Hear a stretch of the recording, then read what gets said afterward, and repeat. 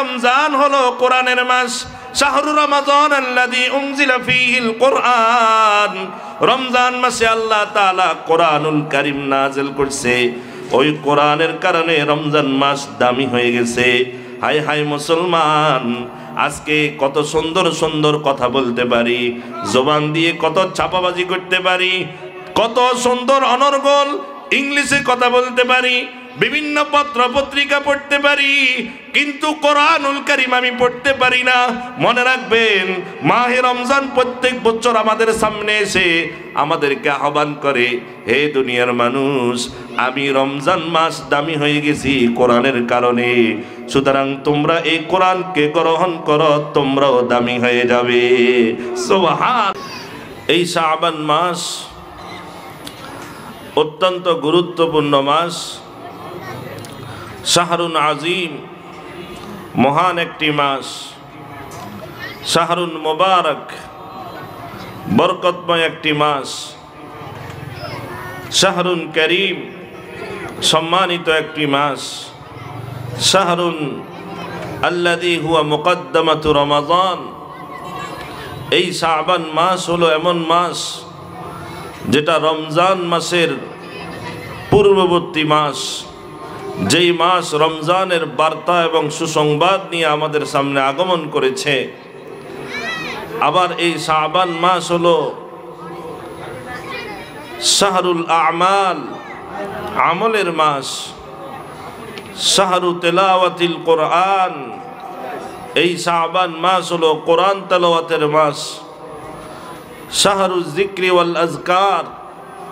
এই শাবান মাস হলো আল্লাহর দরবারে বেশি বেশি জিকির আজকার করার মাস।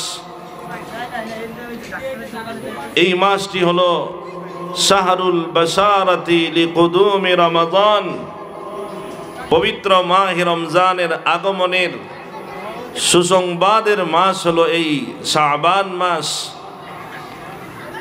আরো সবচেয়ে বড় কথা হলো শাহরুল ইস্তিদাদ লিশাহরি রমাদান। এই শাবান মাস হলো মাহে রমজানের পূর্ব প্রস্তুতির মাস। সুবহানাল্লাহ। এই শাবান মাস মাহে রমজানের পূর্ব প্রস্তুতির মাস। এই মাসে আমাদেরকে মাহে রমজানের জন্য প্রস্তুতি গ্রহণ করতে হবে।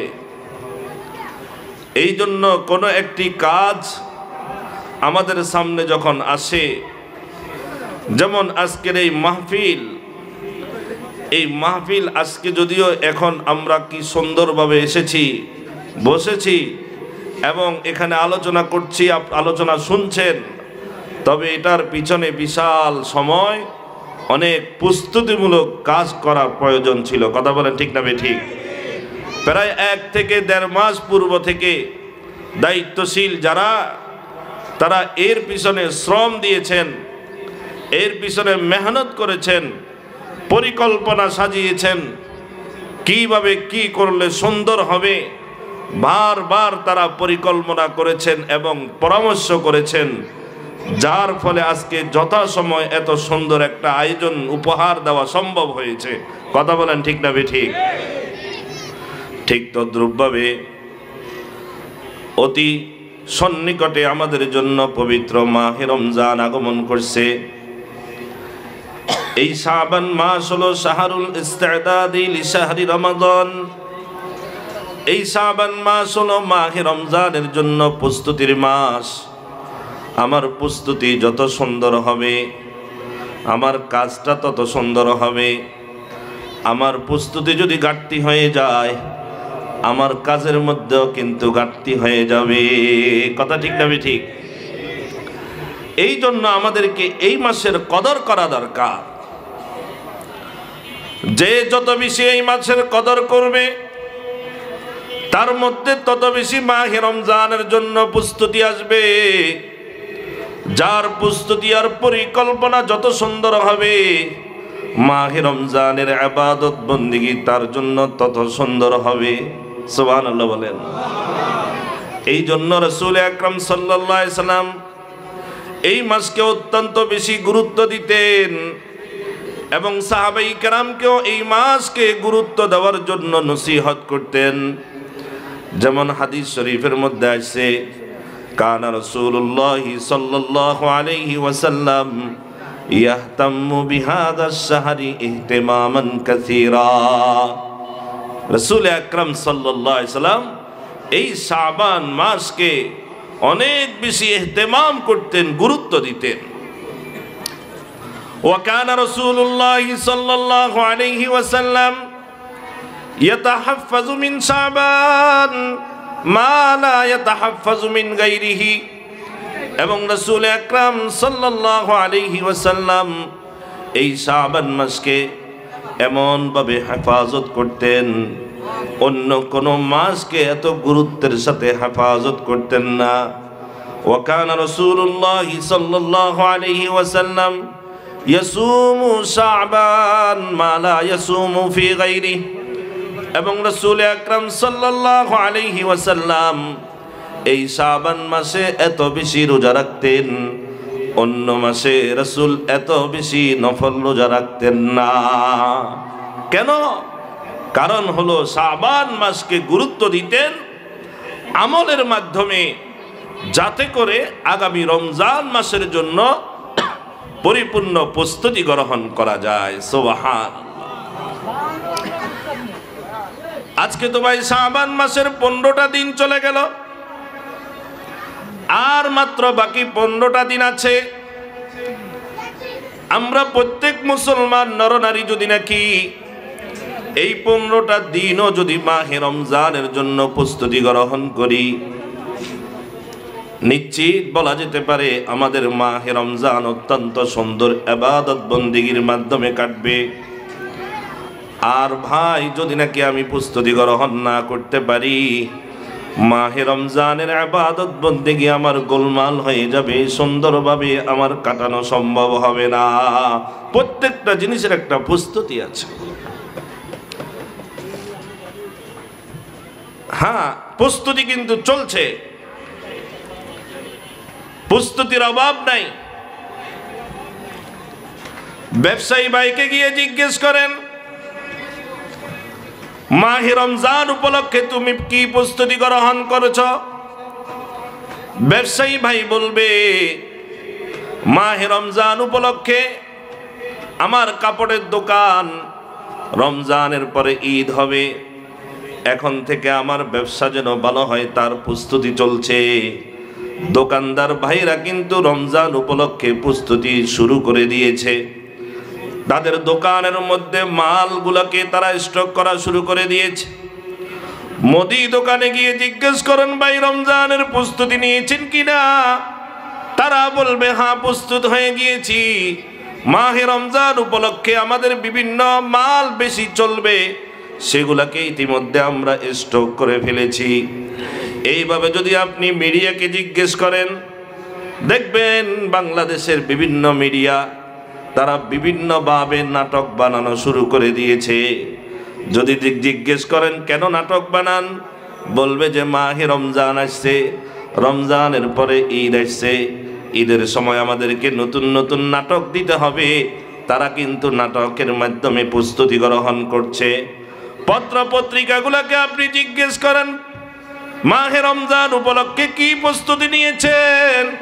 তারা বলবে, মাহে রমজান উপলক্ষে সামনে ঈদ আসবে, ঈদকে কেন্দ্র করে আমাদের নতুন ম্যাগাজিন আমাদেরকে প্রকাশ করতে হবে। তারা ম্যাগাজিন নিয়ে প্রস্তুত হয়ে গেছে। এইভাবে বিভিন্ন মহলের বিভিন্ন চ্যানেলের লোক তারা বিভিন্নভাবে মাহে রমজানের জন্য তারা প্রস্তুত হয়ে গিয়েছে। সর্বসাধারণকে যদি আপনি জিজ্ঞেস করেন, তারা বলবে, হ্যাঁ আমরাও প্রস্তুত। কি প্রস্তুতি নিয়েছ? মাহে রমজান উপলক্ষে আমার কতটুকু তেল লাগবে, মাহে রমজান উপলক্ষে আমার কত কেজি ছোলা লাগবে, কত কেজি আমার বুট লাগবে, মাহে রমজান উপলক্ষে আমার কতটা খেজুর লাগবে, আমি সব কিছুকে ঘরের মধ্যে ক্রয় করে আমি স্টক করে রেখেছি। মাহে রমজানের প্রস্তুতি হয়ে গিয়েছে। বুঝে থাকলে বলুন, এগুলা কি মাহে রমজানের জন্য প্রস্তুতি? কথা বলেন না কেন? কথা বলেন, এগুলা মাহে রমজানের প্রস্তুতি? মনে হয় যেন এমন ভাবে প্রস্তুতি শুরু হয়ে গিয়েছে, মনে হয় যেন মাহে রমজান ভোগের মাস, আসলে তো মাহে রমজান ভোগের মাস নয়, সেটা তো ত্যাগের মাস। কথা বলেন না? মাহে রমজান তো খাওয়া দাওয়ার মাস না, মাহে রমজান তো আল্লাহর দরবারে সাধনা করার মাস। এই জন্য মাহে রমজানের জন্য আমরা কি প্রস্তুতি নিতে চাই? আরে ভাই আপনারা বলেন, মাহে রমজান উপলক্ষে আমরা প্রস্তুতি গ্রহণ করতে চাই? কারা কারা চাই হাত উঠাই তো।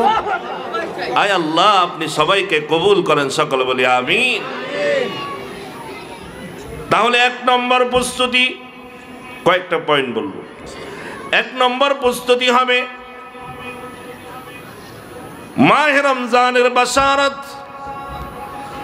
মাহে রমজানের সুসংবাদ সকলের সামনে পৌঁছিয়ে দেওয়া, সকলের কর্ণকুহুরে মাহে রমজানের সুসংবাদ পৌঁছিয়ে দেওয়া। সর্বপ্রথম আমার ঘরের মধ্যে মাহে রমজানের সুসংবাদ পৌঁছিয়ে দিবেন, আমার পরিবারের মধ্যে মাহে রমজানের সুসংবাদ পৌঁছে দিবেন, আমার সমাজের মধ্যে মাহে রমজানের সুসংবাদ পৌঁছিয়ে দিবেন। প্রত্যেকটা ঘরে ঘরে, প্রত্যেকটা দোকানে দোকানে, পুরা এলাকার মধ্যে মাহে রমজানের সুসংবাদ সকলের কানে কানে পৌঁছিয়ে দিবেন। কি সুসংবাদ পৌঁছাবেন? নিজের পক্ষ থেকে কোনো কথা বলার প্রয়োজন নাই। রাসূল আকরাম সাল্লাল্লাহু আলাইহি সাল্লাম মাহে রমজান উপলক্ষে সাহাবাই কেরামকে সুসংবাদ দিয়েছিলেন। সুবহানাল্লাহ। ওই সুসংবাদটা পৌঁছিয়ে দিবেন। কানা রাসূলুল্লাহ সাল্লাল্লাহু আলাইহি ওয়াসাল্লাম ইউবাশশিরু আসহাবাহু লিকুদুমি রমাদান। রাসূল আকরাম সাল্লাল্লাহু আলাইহি ওয়াসাল্লাম, রাসূল আকরাম সাল্লাল্লাহু আলাইহি ওয়াসাল্লাম তার সাহাবায়ে কেরামের মাঝে রাসূল আকরাম সাল্লাল্লাহু আলাইহি ওয়াসাল্লাম মাহে রমজানের সুসংবাদ দিয়েছিলেন। কিভাবে সুসংবাদ দিয়েছিলেন? রাসূল আকরাম সাল্লাল্লাহু আলাইহি ওয়াসাল্লাম সাহাবায়ে কেরামকে বলেন, কদ আযাল্লাকুম শাহরুন আযীম। হে আমার কলিজার টুকরা সাহাবীরা, অতি শীঘ্রই তোমাদের নিকট মাহে রমজান হাতছানি দিবে। শাহরুন আযীম, মাহে রমজান হলো, মাহে রমজান হলো এটা একটা মহান মাস। শাহরুন কারীম, রাসূল বলেন মাহে রমজান এটা হলো একটা সম্মানিত মাস। রাসূল আকরাম সাল্লাল্লাহু আলাইহি সাল্লাম বলেন, শাহরুন ফীহি লাইলাতুন খায়রুম মিন আলফি শাহর। হে আমার সাহাবীরা, মাহে রমজানের সুসংবাদ শোনো যে মাহে রমজানের মধ্যে একটা রাত্রি আছে, যে রাত্রির দাম এত আল্লাহ তাআলার নিকট এত বেশি। ওই রাত্রি বেলা যদি নাকি কেউ ইবাদত করতে পারে, আল্লাহর দরবারে যদি নাকি তার ইবাদতটা কবুল হয়ে যায়, তাহলে ওই রাত্রির ইবাদত 1000 মাসের ইবাদতের চেয়েও বেশি সওয়াব তাকে দিয়ে দেওয়া হবে। সুবহানাল্লাহ। রাসূল আকরাম সাল্লাল্লাহু আলাইহি ওয়াসাল্লাম মাহে রমজানের সুসংবাদ দিয়ে আর বলেন, জাআলাল্লাহু লাহু ফিহা সিয়ামা। রাসূল আকরাম সাল্লাল্লাহু আলাইহি ওয়াসাল্লাম বলেন, এই মাহে রমজানের মধ্যে আল্লাহ তাআলা রোজাকে ফরজ করে দিয়েছেন, তোমরা সবাই রোজা রাখবে। এবং রাসূল আকরাম সাল্লাল্লাহু আলাইহি ওয়াসাল্লাম বলেন, এবং রাত্রিবেলা তোমরা তারাবির নামাজ আদায়ের মাধ্যমে আল্লাহর ইবাদত বন্দেগী করবে। এইভাবে রাসূল আকরাম সাল্লাল্লাহু আলাইহি ওয়াসাল্লাম মাহে রমজানের সুসংবাদ সাহাবায়ে কেরামকে জানিয়েছিলেন। আমরা কই? রমজান তো চলে আসছে, আমি কয়জনকে রমজানের সুসংবাদ জানিয়েছি? রাসূল আকরাম সাল্লাল্লাহু আলাইহি ওয়াসাল্লাম আরো বলেন, মান তাকাররাবা ফীহি বিখাসলাতিন কানা কামান আদ্দা ফরিযাতান ফীমা সিওয়া ওয়া মান আদ্দা ফরিযাতান ফীহি কানা কামান আদ্দা 70 ফরিযাতান ফীমা সাওয়া। রাসূল আকরাম সাল্লাল্লাহু আলাইহি ওয়াসাল্লাম বলেন, হে আমার সাহাবীরা, মাহে রমজানের সুসংবাদ শুনো। মাহে রমজানের সুসংবাদ হলো এরকম ভাবে, মাহে রমজানে যে ব্যক্তি একটা ফরজ একটা নফল ইবাদত করবে, তার আমলনামায় ফরজ ইবাদতের সওয়াব দিয়ে দেওয়া হবে। সুবহানাল্লাহ। আর একটা ফরজ আমল করবে, তার আমল নামায় 70টা ফরজ আমলের সওয়াব দিয়ে দেওয়া হবে। সুবহান। এগুলো হলো সুসংবাদ। আজকে তো এগুলার সুসংবাদ নাই। আজকে সুসংবাদ আছে, এই খেলা হবে, অমুক জায়গায় খেলা আছে, অমুক জায়গায় অমুক নাটক আছে, অমুক জায়গায় আজকে গানের আসর হবে, অমুক জায়গায় গাঁজার আসর হবে, অমুক জায়গায় মদের আসর হবে। আর যুবক ভাইরা সেই দিকে দৌড়াচ্ছে। আহা, আমাদের জন্য রমজান অপেক্ষা করছে। একটা রমজান যদি নাকি কোনো ব্যক্তি তার জীবনে পেয়ে যায়, হইতে পারে ওই রমজান তার জান্নাতে যাওয়ার জন্য যথেষ্ট হয়ে যাবে। সুবহান। এই জন্য এক নম্বর আমাদের মাহে রমজানের প্রস্তুতি, এক নম্বর প্রস্তুতি হবে মাহে রমজানের সুসংবাদ ছড়িয়ে দেওয়া। আমার সন্তানের কাছে আমি মাহে রমজানের সুসংবাদ দিয়ে দিব, আমার স্ত্রীর কাছে মাহে রমজানের সুসংবাদ দিয়ে দিব, আমার ছেলে সন্তানের কাছে মাহে রমজানের এরকমভাবে সুসংবাদ দিয়ে দিব। আমি আমার ভাই বোনের কাছে মাহে রমজানের সুসংবাদ পৌঁছিয়ে দিব। আমার আত্মীয় স্বজনের কাছে মাহে রমজানের সুসংবাদ আমরা পৌঁছে দিব। আমার পাড়া প্রতিবেশীর কাছে মাহে রমজানের সুসংবাদ পৌঁছে দিব। আমার বন্ধু বান্ধবের কাছে মাহে রমজানের সুসংবাদ পৌঁছে দিব। আমার সাথে মোবাইলে কথা হবে, কথা শেষ হওয়ার পর একটু বলবেন, ভাই আমার একটু কথা আছে। কি কথা? ভাই মাহে রমজানের আর মাত্র 15টা দিন আছে, আপনাকে মাহে রমজানের শুভেচ্ছা জানালাম এবং আমি আশাবাদী আপনি মাহে রমজানের 30টা রোজা এই বছর পরিপূর্ণভাবে পালন করবেন। পারবো তো ইনশাআল্লাহ? দোকানে যার সাথে দেখা হবে, চাটা খেলেন, চা খেয়ে দোকানদার ভাইকে বলবেন, ভাই আপনাকে আজকে আমি একটা সুসংবাদ দিব। কি সুসংবাদ? আর মাত্র 14 দিন বাকি আছে মাহে রমজানের। আমি আপনাকে মাহে রমজানের আগমনের শুভেচ্ছা দিলাম। আর আমি আশাবাদী আগামী মাহে রমজানে প্রতিদিন 20 রাকাত করে তারাবির নামাজ আপনি জামাতের সাথে আদায় করবেন। ভাই এইভাবে যদি নাকি আপনি আপনার ঘরে আর বাহিরে এইভাবে যদি মাহে রমজানের সুসংবাদগুলো আস্তে আস্তে পৌঁছাইতে থাকেন, আপনি যদি 100 জন লোককে মাহে রমজানের সুসংবাদ পৌঁছাইয়া দেন, আমি নিশ্চিত বলতে পারি তার মধ্যে অন্তত 2-4 জন লোক তারা রোজাদার হয়ে যাবে, তারাবির নামাজ আদায় করবে। কথা বলেন ঠিক না ঠিক?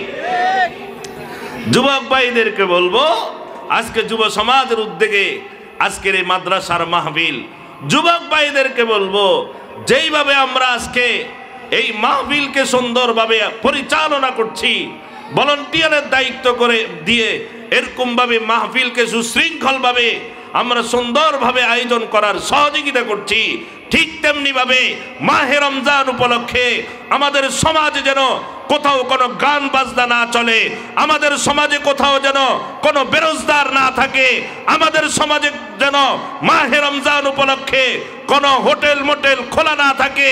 আন্তরিকতার সাথে মহব্বতের সাথে আমরা মাহে রমজানের সুসংবাদ আহ্বান সকলের দরবারে পৌঁছিয়ে দিব। রাজি আছি তো ইনশাআল্লাহ? আল্লাহ তাআলা তৌফিক দান করেন। 1 নম্বর। 2 নম্বর হলো মাহে রমজানের প্রস্তুতি।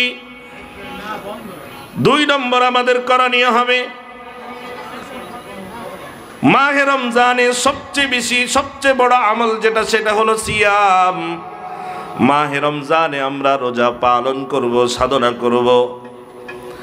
এই জন্য এই মাসে বেশি বেশি রোজা রাখার মাধ্যমে মাহে রমজানের জন্য প্রস্তুতি নেওয়া।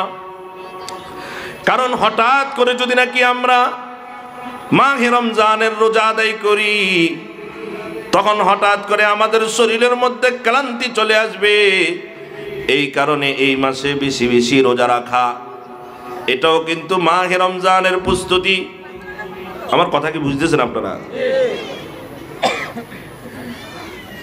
এটাও কিন্তু মাহে রমজানের প্রস্তুতি। বেশি বেশি রোজা রাখবেন, নফল রোজা।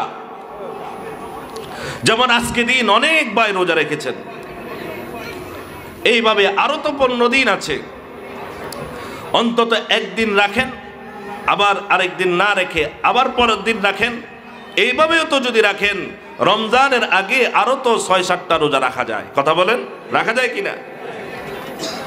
আর রমজানের আগে আরোটা 2টা সপ্তাহ আছে, সোমবার আর বৃহস্পতিবার রোজা রাখেন।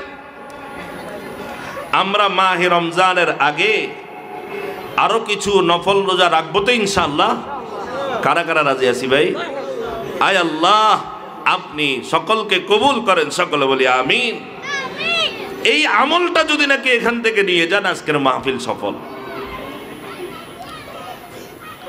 রাসূল আকরাম সাল্লাল্লাহু আলাইহি ওয়াসাল্লাম কানা রাসূলুল্লাহ সাল্লাল্লাহু আলাইহি ওয়াসাল্লাম ইয়াসুমু ফি শাহরি শাবান মা লা ইয়াসুমু ফি গায়রিহি। রাসূল আকরাম সাল্লাল্লাহু আলাইহি ওয়াসাল্লাম এই শাবান মাসে এত বেশি পরিমাণে নফল রোজা রাখতেন, রমজান ছাড়া অন্য কোনো মাসে রাসূল আকরাম সাল্লাল্লাহু আলাইহি ওয়াসাল্লাম এত নফল রোজা আদায় করতেন না। এবং রাসূল আকরাম সাল্লাল্লাহু আলাইহি ওয়াসাল্লাম বলেন, হুয়া আফজালুস সিয়ামি ইনদাল্লাহি বা'দা রমাদান। মাহে রমজানে যে আমরা সিয়াম সাধনা করি, রাসূল আকরাম সাল্লাল্লাহু আলাইহি ওয়াসাল্লাম বলেন রমজানের পরে বাকি যে 11 মাস, ওই 11 মাসের মধ্যে যেই নফল রোজাগুলো রাখা হয়, ওই নফল রোজাগুলোর মধ্যে থেকে শাবান মাসের নফল রোজাগুলো আল্লাহর নিকট সবচেয়ে বেশি ফজিলতপূর্ণ। সুবহানাল্লাহ। বুখারী শরীফের হাদিসের মধ্যে আম্মা জান আয়েশা সিদ্দিকা রাদিয়াল্লাহু তাআলা আনহা উম্মুল মুমিনিন তিনি ইরশাদ করেন, লাম ইয়াকুনিন নাবিয়্যু সাল্লাল্লাহু আলাইহি ওয়াসাল্লাম ইয়াসুমু শাহরান আকসারা মিন শাবান ফাইন্নাহু ইয়াসুমু শাবানা কুল্লাহ। আম্মা জান আয়েশা সিদ্দিকা রাদিয়াল্লাহু তাআলা আনহা বলেন, রাসূল আকরাম সাল্লাল্লাহু আলাইহি ওয়াসাল্লাম অন্যান্য মাসে যে নফল রোজা রাখতেন, তার মধ্য থেকে শাবান মাসে রাসূল আকরাম সাল্লাল্লাহু আলাইহি ওয়াসাল্লাম এত পরিমাণ নফল রোজা রাখতেন যে মনে হয় যেন পুরা শাবান মাস ব্যাপী রাসূল রোজা পালন করতেন। সুবহানাল্লাহ। বেশি বেশি রোজা রাখা, এখন থেকে রোজা রাখবো, তাহলে আমার রমজানের রোজা রাখাটা সহজ হয়ে যাবে। আমরা তো অনেক ভাই আছি রোজা রাখি না, অনেক যুবক ভাই আছি আমরা রোজা রাখি না, আছে না নাই? কথা বলেন, আছে না নাই?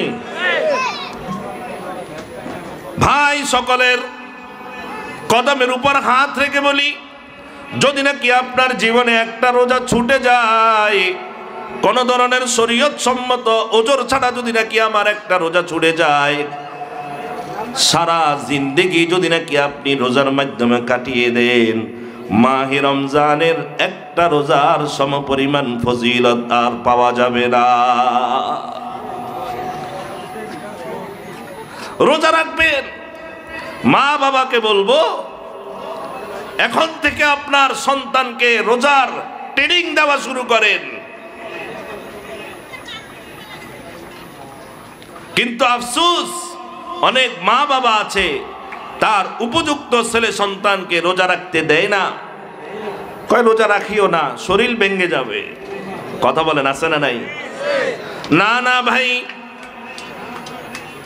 হে মা বাবাকে আমি বলবো, আপনার সন্তান যখন বালেগ হয়ে গেছে, প্রাপ্ত বয়স্ক যখন হয়ে গেল, মনে রাখবেন আপনার কারণে যদি নাকি আপনার সন্তান রোজা না রাখে, হাসরের ময়দানে আপনার সন্তান যখন আল্লাহর আদালতে দাঁড়িয়ে যাবে, তার আমলনামায় যখন এই রোজাকে নিয়ে প্রশ্ন করা হবে, তখন সে কিন্তু আপনি মা বাবাকে আল্লাহর দরবারে পেশ করবে, আমার বাবা আমাকে রোজা রাখতে দেই নাই, আমার মা আমাকে রোজা রাখার জন্য সহযোগিতা করে নাই। আমরা ধরা পড়ে যাব। আর ছোট্ট ছোট্ট বাচ্চাদেরকেও আপনি রোজা রাখাবেন।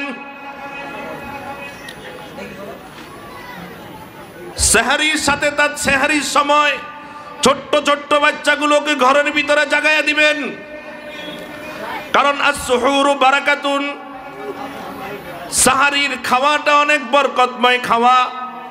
রাসূল আকরাম সাল্লাল্লাহু আলাইহি সাল্লাম বলেন আস-সুহুরু বারাকাতুন, সাহারির খাওয়াটা এটা অনেক বরকতপূর্ণ খাবার। এই খাবার খেয়ে তো আমি রোজা রাখবো। রোজা যেহেতু ফজিলতপূর্ণ, এই রোজার সাহারিটাও ফজিলতপূর্ণ। এই জন্য আমার ঘরের মধ্যে ছোট্ট ছোট্ট ছেলে সন্তান নাতি পুতুকে সাহারির সময় জাগায়া দিবেন, তাদেরকে 2-1 লোকমা খাবার খাওয়ায়া দিবেন। দেখবেন তাদের ভিতরে একটা বরকত এসে যাবে। ছোট্ট ছোট্ট বাচ্চাদেরকে রোজা রাখাবেন, তাকে বলে দিবেন তুমি সকাল 8টা পর্যন্ত রোজা রাখবা। আরেক দিন বলবেন সকাল 10টা পর্যন্ত রোজা রাখবা। আরেক বছর বলবেন এই বছর তুমি দুপুর পর্যন্ত রোজা রাখবা। আরেক বছর বলবেন এই বছর তুমি 3টা পর্যন্ত রোজা রাখবা। দেখবেন তার পরের বছর থেকে আপনি আর তাকে বলা লাগবে না, আপনার সন্তান নিজেই রোজা রাখার জন্য প্রস্তুত হয়ে যাবে। সুবহান। আজকে সন্তানকে তো আমি ট্রেনিং দেই, মোবাইল কিভাবে চালাবে ওটা ট্রেনিং প্রশিক্ষণ আমি দিই। এরকম ভাবে আমার এই সন্তান ছোট্ট বাচ্চা, ওই সন্তানের হাতে খেলার পিস্তল উঠাইয়া দিই। কথা বলেন ঠিক না বেটি? ছোট্ট সন্তানের হাতে খেলার পিস্তল উঠাইয়া দিই। ওই সন্তান কিভাবে পিস্তল মারতে হয় এটা জানে, এটা শিখে। আমি আর আপনি কিন্তু অনেক খুশি, আমার সন্তান মোবাইল চালাইতে পারে, আমার সন্তান পিস্তল মারতে জানে, আমার সন্তান ক্যারাটি জানে। আয় হায়, আমার এই সন্তান যখন যুবক হয়ে যাবে তখন তো তার হাতে বাস্তবে পিস্তল চলে আসবে। আমার এই সন্তান যখন যুবক হয়ে যাবে তখন কিশোর গ্যাংয়ের সাথে জড়িত হয়ে যাবে। আমার এই সন্তান যখন যুবক হয়ে যাবে মদের আড্ডাখানায় চলে যাবে।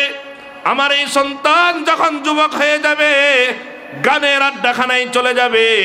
আমার এই সন্তান যখন যুবক হয়ে যাবে তখন এরকম পতিতালয়ে চলে যাবে। আমার এই সন্তানের আখলাক চরিত্র সবগুলো নষ্ট হয়ে যাবে। আর এই নষ্টের মূল কারণ হলো আমি মা বাবা। এই জন্য আমি মা বাবাকে বলবো আপনার সন্তানকে এগুলার ট্রেনিং না দিয়ে, মাহে রমজান আগমন করছে, মাহে রমজান উপলক্ষে আপনার সন্তানকে রোজা রাখার প্রশিক্ষণ দিতে থাকেন। রাজি আছি তো ইনশাআল্লাহ? ঘরের মধ্যে আমাদের ছোট্ট ছোট্ট বাচ্চাদেরকে, নাতি পুতিদেরকে ইফতারের সময়, সাহারির সময় তাদেরকে একসাথে রাখবো তো ইনশাআল্লাহ? ইফতারের সময় দোয়া কবুল হবে, সাহারির সময় দোয়া কবুল হবে। আপনি আমি গুনাহগার বান্দা, জানি না আল্লাহ তাআলা আমাকে পছন্দ করে কিনা। আমি যেই 2 হাত ধরে আল্লাহর দরবারে দোয়া করব, আমার এই 2 হাত কত গুনাহের দ্বারায় জর্জরিত হয়ে আছে। এই 2 হাত দিয়ে আমি কত না গুনাহ করেছি, কি বলেন? কথা বলেন। কত হারাম লেনদেন এই 2 হাত দিয়ে করেছি। আমি যখন দোয়া করব তখন আমার ছোট্ট সন্তান, আমার নাতিপুতির ছোট্ট ছোট্ট কচি কচি হাতগুলাকে আমার হাতের ভিতরে নিয়ে নিব। নিয়ে এবারে আল্লাহর দরবারে বলল, আল্লাহ আমার এই হাত 2টা যদি নাকি আপনার কাছে পছন্দ না হয়, আয় আল্লাহ আমার হাতের মাঝখানে যে ছোট্ট ছোট্ট কুচি কুচি 2টা হাত আছে, ওই হাতগুলা দিয়ে তো কোনো গুনাহ করা হয় নাই, ওই হাতগুলা তো মাসুম। আয় আল্লাহ তার উসিলায় আপনি আমার সাহারি ইফতারিকে কবুল করে নেন। সুবহানাল্লাহ। আমার রোজাটা আল্লাহ তো আবার কবুল হয়ে যাবে ভাই। রাজি আছি তো ইনশাআল্লাহ? আমার সাহারির খাওয়া থেকে 2-1 লোকমা আমার সন্তানকে খাওয়াই দিব, ইফতারি থেকে 2-1 লোকমা তাদেরকে খাওয়াই দিব। তারা ওখানে হাতাহাতি করবে, এটা দেখে আল্লাহ খুশি হয়ে যাবেন ইনশাআল্লাহ। এই জন্য এই মাসে বেশি বেশি রোজা রাখা। রাসূল আকরাম সাল্লাল্লাহু আলাইহি সাল্লাম এই মাসে বেশি বেশি রোজা রেখেছেন। কেন রেখেছেন? কেন রেখেছেন? একটা হাদিসের মধ্যে আসছে রাসূল আকরাম সাল্লাল্লাহু আলাইহি সাল্লামের নাতি হযরত উসামা ইবনে যায়েদ রাদিয়াল্লাহু তাআলা আনহু রাসূল আকরাম সাল্লাল্লাহু আলাইহি সাল্লামকে প্রশ্ন করে বলেন, ইয়া রাসূলুল্লাহ, ইয়া হাবিবাল্লাহ, ওগো আল্লাহর রাসূল, লাম আরাকা তাসুমু মিন শাহরিন মিনাশ শুহুর মা তাসুমু শাবান। ইয়া রাসূলুল্লাহ, ইয়া হাবিবাল্লাহ, অন্যান্য মাসে আপনি যত নফল রোজা রাখেন, এই শাবান মাসে দেখি আপনি বেশি বেশি রোজা রাখেন, তার কারণটা কি ইয়া রাসূলুল্লাহ? রাসূল আকরাম সাল্লাল্লাহু আলাইহি সাল্লাম বলেন দুইটা কারণে আমি এই মাসে বেশি বেশি রোজা রাখি। তার মধ্য থেকে এক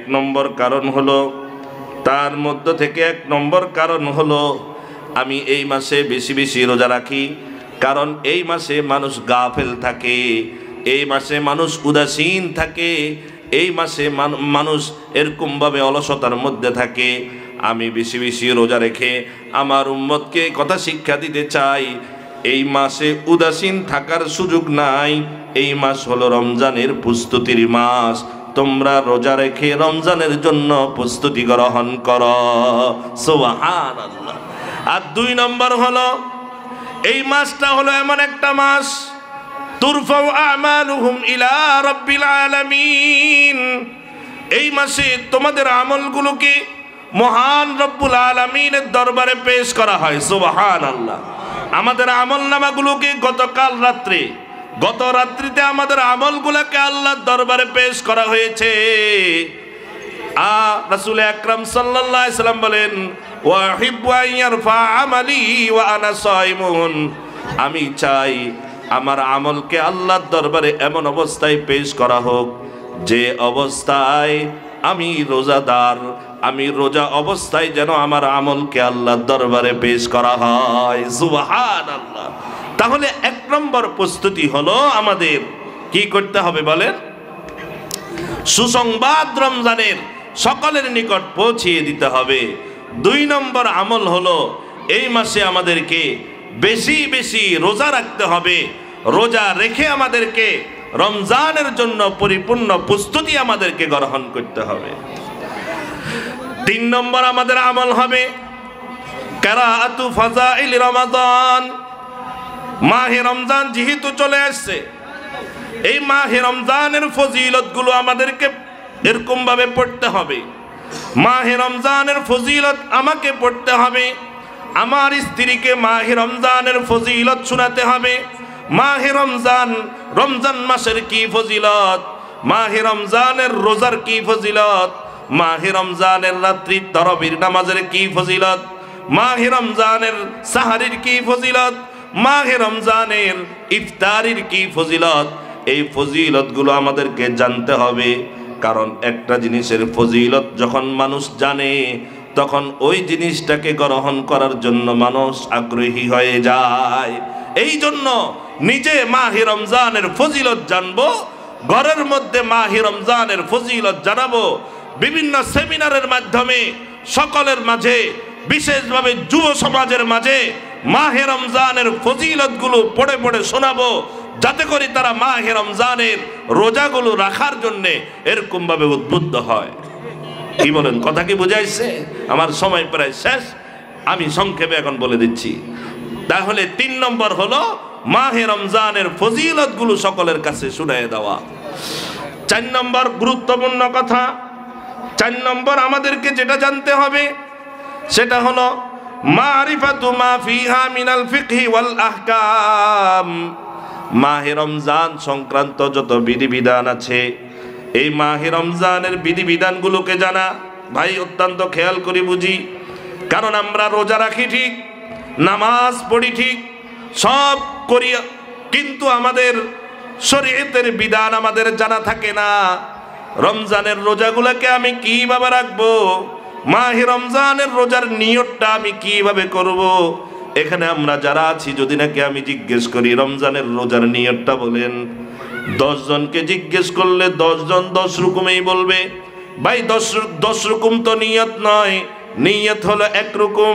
সুতরাং মাহে রমজানের নিয়তটা কেমন হবে, মাহে রমজানের সাহারির সময়টা কখন, মাহে রমজানের ইফতারির সময়টা কখন হবে, কি কি কারণে আমার রোজাটা ভেঙে যাবে, কি কি কারণে আমার রোজা ভাঙবে না, কি কি কারণগুলো রোজার মধ্যে মাকরুহ হবে, কি কি কারণগুলো রোজার মধ্যে জায়েজ আছে, কি কি কারণগুলো রোজার মধ্যে জায়েজ নাই, কি কি বিধানগুলো রোজার মধ্যে ফরজ, কি কি বিধানগুলো রোজার মধ্যে ওয়াজিব বা সুন্নত বা মুস্তাহাব বা আদব, কি কি বিষয়গুলো আমি যদি না কি করি, আমার রমজানের রোজা নষ্ট হয়ে যাবে, আমার কাজা ওয়াজিব হবে। কি কি কারণে রোজা নষ্ট হবে?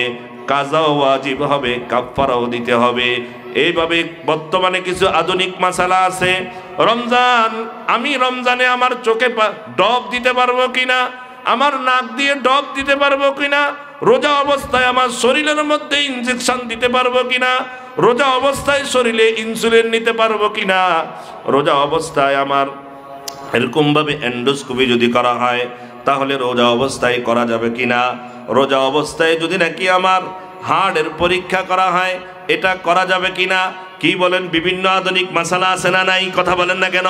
তাহলে এই সকল মাসালাগুলো, আমি তো রমজান তো চলে আসছে, আমি এই সকল মাসালা কখন শিখবো? ওলামাই কেরামের কাছে গিয়ে গিয়ে মাহে রমজানের মাসলা মাসালগুলো আমাদেরকে জানতে হবে। মাহে রমজান ফরজ, সুতরাং মাহে রমজানের ফরজ বিধানগুলো জানাও আমার জন্য কিন্তু ফরজ। এই কারণে এই মাসালাগুলো আমাদেরকে জানতে হবে। এটা গেল 4 নম্বর। 5 নম্বর হলো তওবা ইস্তেগফার করা। এখন থেকে তওবা ইস্তেগফার করে আল্লাহ তাআলার নিকট পরিষ্কার হয়ে যেতে হবে। কারণ মাহে রমজান হলো পবিত্র মাস। আমি যদি নাকি এখন থেকে তওবা ইস্তেগফার করে পবিত্র হয়ে যেতে পারি, তাহলে পবিত্র হয়ে মাহে রমজানে আমি মন খুলে আল্লাহর দরবারে ইবাদত করতে পারবো। এই কারণে 5 নম্বর হলো আমাদেরকে তওবা ইস্তেগফার করা। 6 নম্বর হলো আমাদেরকে তেলাওয়াতুল কোরআন। মাহে রমজান হলো কোরআনের মাস। শাহরু রমাদান আল্লাযী উনজিলা ফীহিল কোরআন। রমজান মাসে আল্লাহ তাআলা কোরআনুল কারীম নাযিল করছে। ওই কোরআনের কারণে রমজান মাস দামি হয়ে গেছে। হায় হায় মুসলমান, আজকে কত সুন্দর সুন্দর কথা বলতে পারি, জবান দিয়ে কত ছাপাবাজি করতে পারি, কত সুন্দর অনর্গল ইংলিশে কথা বলতে পারি, বিভিন্ন পত্র পত্রিকা পড়তে পারি, কিন্তু কোরআনুল কারীম আমি পড়তে পারি না। মনে রাখবেন, মাহে রমজান প্রত্যেক বছর আমাদের সামনে এসে আমাদেরকে আহ্বান করে, হে দুনিয়ার মানুষ, আমি রমজান মাস দামি হয়ে গেছি কোরআনের কারণে, সুতরাং তোমরা এই কোরআনকে গ্রহণ করো, তোমরাও দামি হয়ে যাবে। সুবহানাল্লাহ। এই জন্য এখন থেকে কোরআনুল কারীম বেশি বেশি তেলাওয়াত করা, যাতে করে রমজানে আমার এই ধারাবাহিকতা বজায় রাখতে পারি। রাজি আছি তো ইনশাআল্লাহ? আর যারা কোরআন শিখতে পারি নাই, এই যে মাদ্রাসার উদ্যোগে আয়োজন, এই মাদ্রাসায় আপনার সন্তানকে ভর্তি করাইয়া দিবেন। আর নিজেরা মুরব্বী যারা আছি, বিভিন্ন মাদ্রাসা বিভিন্ন মসজিদে বয়স্কদের কোরআন শিক্ষা হয়, সেখানে গিয়ে অন্তত কোরআনটা শিখে নেন, যাতে করে মাহে রমজান উপলক্ষে আপনি কিছু সময় হলেও কোরআনের সাথে জড়িয়ে থাকতে পারেন। আর 7 নম্বর হলো মসজিদের সাথে সম্পর্ক লাগানো। এখন থেকে বেশি বেশি মসজিদের সময় বেশি কাটানো, নামাজের আগে পরে 5 মিনিট 10 মিনিট করি মসজিদের সময় বেশি কাটানোর অভ্যাস করেন। তাহলে কি হবে? রমজান মাসে বেশি সময় মসজিদে থাকতে পারবো। এবং রমজান মাসে যেহেতু ইতিকাফের একটা বিষয় আছে, এখন যদি নাকি আমি মসজিদে বেশি বেশি সময় কাটাতে পারি, মাহে রমজান উপলক্ষে আমি মসজিদে ইতিকাফ করারও সুযোগ পেয়ে যেতে পারি। এই জন্য বেশি বেশি মসজিদের সাথে সম্পর্ক রাখা। আর 8 নম্বর হলো আমার ইফতারি এবং আমার সাহারি, এগুলা যেন হালাল টাকার হয়। এই জন্য এখন থেকে ফিকির করা, কারণ আমি যদি নাকি হারাম টাকা দিয়া সাহারি ইফতারি করি, আমি যত বড় রোজাদার হয়ে যাই না কেন, যত বড় তাহাজ্জুদ গুজার হয়ে যাই না কেন, সুদের টাকা, ঘুষের টাকা, আত্মসাদের টাকা, চুরির টাকা, এরকম ভাবে আপনার চাঁদাবাজির টাকা, এই সকল টাকা দিয়ে যদি নাকি আমি আমার সাহারি ইফতারির ব্যবস্থা করি, মনে রাখবেন আমার সাহারি ইফতারি যদি নাকি হারাম হয়ে যায়, এই হারামটা এমন যে আমার পুরা রোজাটাকে সে ধ্বংস করে দিল, আমার সকল কষ্ট বিফল হয়ে যাবে। এখন থেকে কিছু হালাল উপার্জনকে আমি আলাদা করে রাখি, যাতে করি ওগুলা দিয়ে আমি আমার রমজানের সাহারি এবং ইফতারির ব্যবস্থা করতে পারি। 9 নম্বর হলো আমার অন্য অন্য সকল নেক আমলগুলোকে আগের চেয়ে কিছু গতি বাড়িয়ে দেওয়া, যাতে করে পুরো রমজান মাস ইবাদত বন্দগির মাধ্যমে কাটাতে পারি। 10 নম্বর হলো আমরা বেশি বেশি আমাদের রমজান মাস কিভাবে কাটাবো, এখন থেকে একটা রুটিন তৈরি করা, যে সকালবেলা আমি কি করব, দুপুরে আমি কি করব, কোরআন তেলাওয়াত কখন করব, জিকির আজকার কখন করব, আমি রাত্রে কি করব। রমজান মাসের জন্য আমার ঘরে 24 ঘন্টা যেন কোরআন তেলাওয়াত হয়, সকলের মাঝে সমন্বয় করে একটা রুটিন তৈরি করা, যাতে করে পুরো রমজান মাস আমার ঘরে ইবাদত বন্দেগী, জিকির আজকার, কোরআন তেলাওয়াত চলতে থাকে। আর 11 নম্বর হলো আমাদেরকে সকল অন্যায় অপরাধ কাজ থেকে এখন থেকে দূরে থাকা।